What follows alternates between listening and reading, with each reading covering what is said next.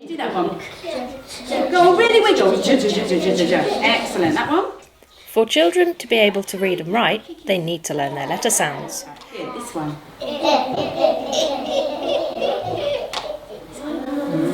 Vic's vegetable van. Children are introduced to the 42 letter sounds in Jolly Phonics in a fun and engaging way, using stories and actions for each of the letter sounds.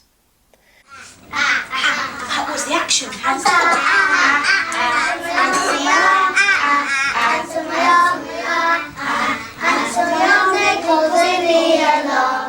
The letter sounds are introduced to children at a fast pace. These include the alphabet sounds, as well as diagraphs where 2 letters represent 1 sound. Brilliant.